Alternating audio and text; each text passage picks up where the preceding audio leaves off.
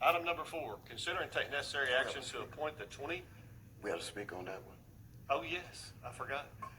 Thank you so much. Mr. Brewer, come forward. Bob Brewer will speak on item number 4. We almost forgot about you. It happens. I didn't forget about Well, it. you're speaker number 26 today, so I've got a good excuse. Thank you, Judge and Commissioners. The origin of our rights come from creation in the Bible as expressed in the first sentence of U.S. law in the courthouse across the street.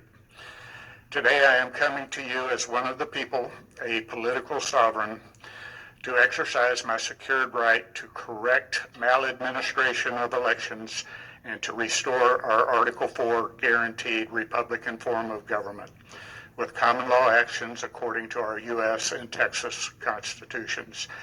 As you may recall, I presented to this body a resolution that the Smith County GOP CEC passed unanimously several months ago. I, Robert Brewer, as one of the people, come to you under the Texas Constitution, Article 1, Section 2, which says all political power is inherent in the people and that all free governments are founded on our authority. The faith of the people of Texas stands pledged to the preservation of a Republican form of government, and they have at all times the unalienable right to alter, reform, or abolish their government in such manner as they think expedient. I am coming to you by necessity that we the people are assembled, that you by right alter or reform election processes as expressed in the unanimous Smith County GOP CEC resolution. Mr. Brewer, I'm really trying to make this fit. Okay, well, right. let's talk, and I'd like to reclaim my time. You were talking the entire time. We have a law that you cannot If you're not object to my criticism of this court. No, I wasn't objecting to criticism of the court. What I'm objecting to is you not staying on the agenda like the decorum asked. It should be about the It has election. everything to do with it if you follow the logic, and I guarantee you there is logic here. I'm doing my best. Okay. Let's So how much bring it time do I around to have? elections. John Locke wrote that government dissolves when people are delivered into subjection of a foreign power. The people entered into society to preserve themselves entire, free and independent, governed by its own laws. Whenever this is lost, they are given into the power of another. The power of another is now corrupting our elections. Elections belong to the people as in historic practice and in strict observance of the Constitution, as on a single day with paper ballots, with published results and ballots retained to support audits and to verify election results.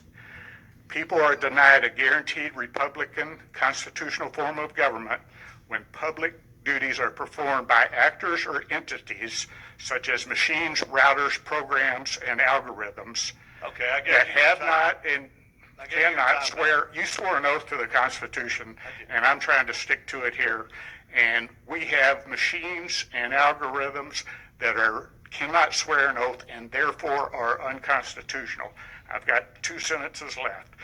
We insist you use your power and authority to restore hand-counted paper ballots as were used before George Bush lavished $3.3 billion to entice us to use machines and processes that have not and cannot swear an oath to the Constitution.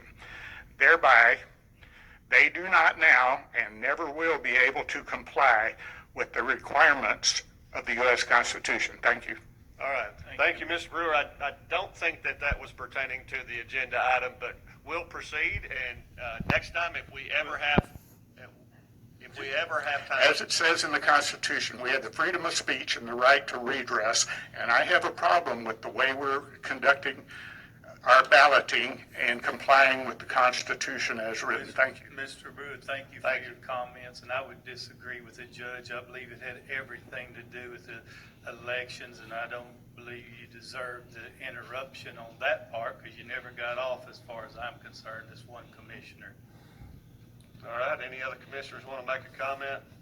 Yeah, Bob's a friend of mine, but if everybody gets off topic, then how are you gonna keep it reined in? I don't think he was off topic. I'm talking. Okay, excuse me. Sorry about that, but I was talking. Excuse me. So if you have a topic and you have an approved decorum, you have to follow it. If you don't follow it, there's no rules. So I think, Bob, if you want to submit something for the agenda and see if you can get it on there, I'm not asking you to do it right now, Bob, but I do think that if this is something that you're passionate about, which you are, that's.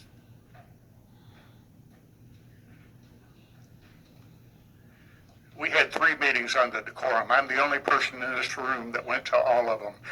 They were well established. At the time that some of that decorum was changed was under Judge Moran. My mother had just been kidnapped and died due to starvation in a hospital that I just checked her out of. So I didn't address those 4 items. So as far as the decorum goes, we need to have it's been suggested that we revisit that. All right, Mr. Brewer, can I stop you just a second? This is not on the agenda, and we can't be talking about the decorum, although I agree with you, we can't be talking about that.